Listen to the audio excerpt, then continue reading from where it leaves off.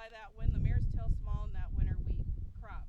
There are a few other products that we've looked at that work pretty well. Things like Talinor, Culex, also Curtail. All of those products work extremely well. One other product that we looked at was MCPA. So why would we want to use MCPA? Anybody? Clover. Red clover, right? So one of the things, as far as a spring herbicide application and trying to control broadleaves, MCPA is the only product that we can use and successfully establish red clover. So from that standpoint, looking at MCPA, we were probably what I would consider just fair control. It'll suppress it, it's not going to control it like the other herbicides. So depending on what you're trying to do, if you need to have that clover in there, MCPA might be that choice that you want to do, but just remember, you're probably not going to get complete control of that marestail. But again, one of our best things that we can do is making sure that we have a really good weed stand.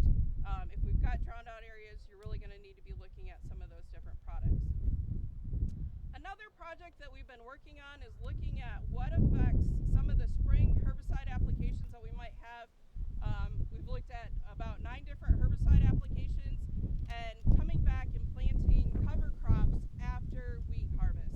And this is one of our new grad students just started a few weeks ago. We've got her pretty busy, and that's going to be part of her project. We started this last year, and we had 3 locations where we basically applied the pretty much almost any spring herbicide that you can apply. So things like Husky, Osprey, Powerflex, any of those herbicides. And when we've applied those herbicides in the spring and then planted those cover crops, we looked at 9 different cover crops, we were able to pretty much safely establish all of them.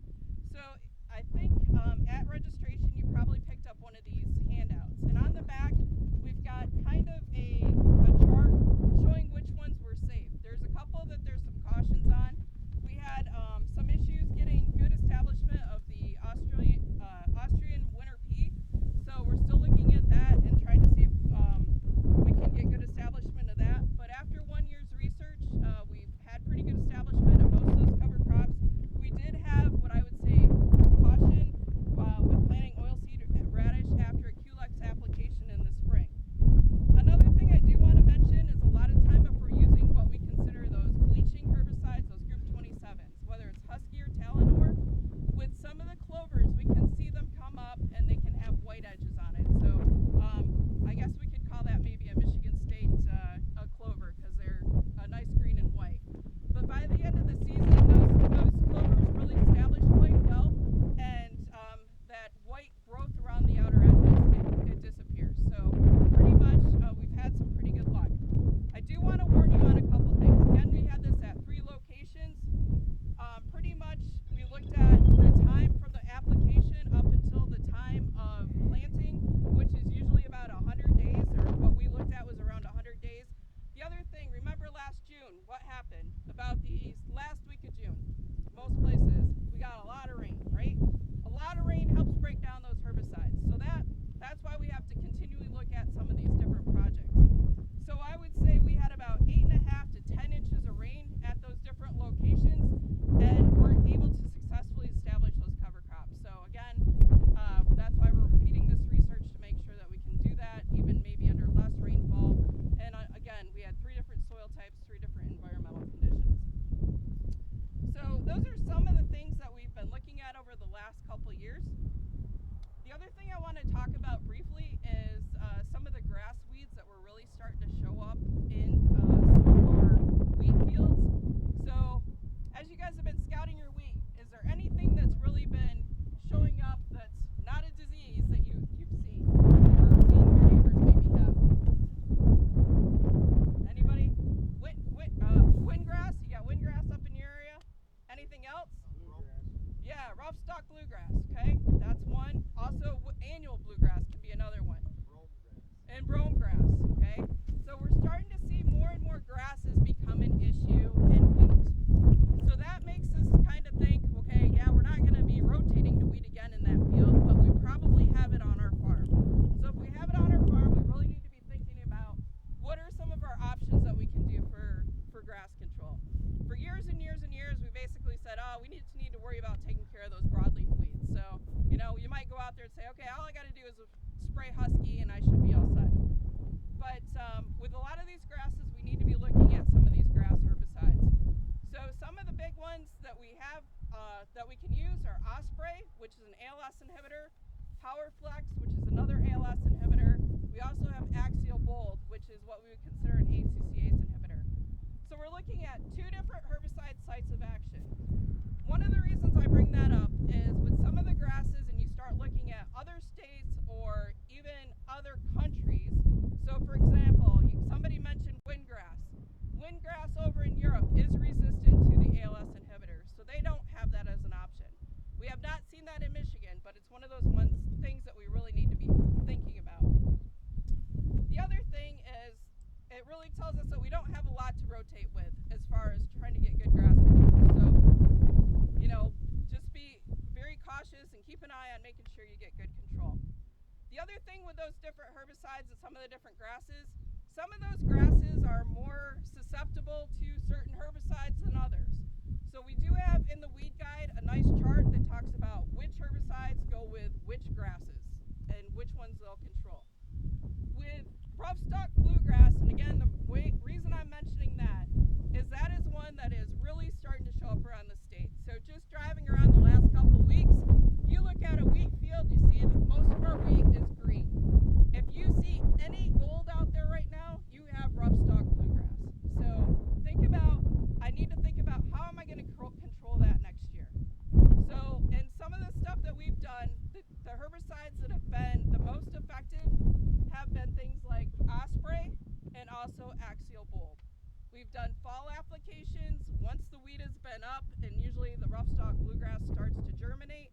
Usually get pretty good control there. It's not going to be 100% because we still get some spring emergence.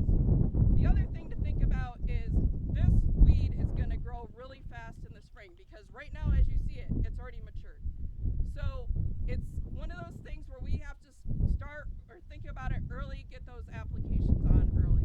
And again, Osprey and Axial Bold are probably our two best for that particular one. Yes. When you got clover, cross-seeded clover in wheat from a grass herbicide standpoint, Axial Bold would be the way to go. Osprey, you're going to end up killing your clover. With some of the other grasses, for example, somebody said windgrass, PowerFlex would be another option. PowerFlex and Osprey, and a lot of times we've had really good application or luck with fall applications. So after the wheat has come up, it's usually 2 to 3 leaf. That's when we would put those applications on because that's when the windgrass would be coming up. We've also seen a lot of problems with annual bluegrass control. And annual bluegrass is going to be really small. Like if you go out and you look in your wheat field, it's that grass that's really close to the ground. That gets very difficult to control once it starts to put a seed head on. And that can happen early. So the earlier we can get those applications on our wheat, the better off we are. With that being said, there's also another thing that we need to talk about. And that's the cold conditions that we've been seeing the last couple springs. So we've seen, especially with the ALS inhibitors, so things like Osprey, PowerFlex, when we apply those, when those temperatures are closer to 50 degrees, we can see some pretty substantial weed injury, and in some cases we've seen some impact on yield.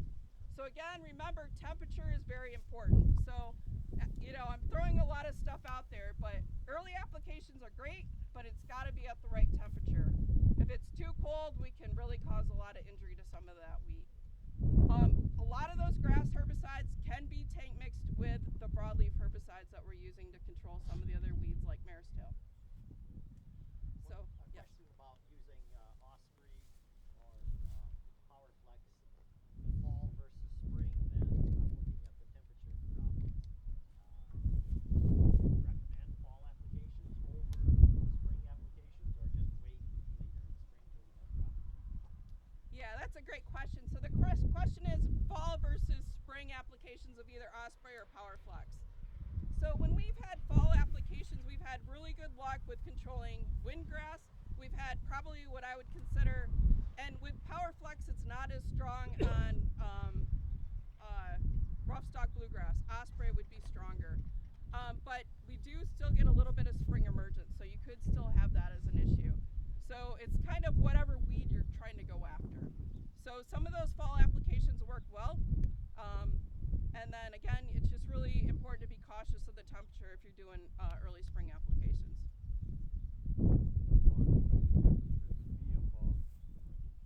Yeah, so usually you want to try to get it within a couple minutes, and thanks Monica, I have 5 minutes. She's waving at me. Usually you want to get it within at least 2 days, trying to get that temperature back up. So, and remember when it freezes, that you want to stay away from those applications too. Really, it also is going to affect your weed control, because those weeds aren't actively growing when those applications are happening. Any other questions? Yes. Can we still lay down any residuals in soybeans right now? Over 4 months mostly. Yeah, most of our residuals are a 4-month rotation restriction, and that's where we kind of get into some of those issues when we start talking about trying to overlap residuals to get water hemp control, but then that affects our wheat crop. So it's one of those things where it's better just to keep that out so you're not affecting your wheat. Try to make a good timely application, and hopefully that the canopy of your soybean crop helps out. So we have pretty good luck with some of the different mixtures that you can use in for example, enlist soybeans. The Liberty and stuff works pretty well. Dimetric. Dimetric, yes. So metribuzin. Well, I went to my chemical dealer and I got a marestail problem. And I asked him what to put down, burn down in my soybean field. Yep. And he gave me, and I wasn't familiar with the Dimetric. It worked fantastic. I've got no marestail out in my soybean field. Yep. How about? And I asked him later on,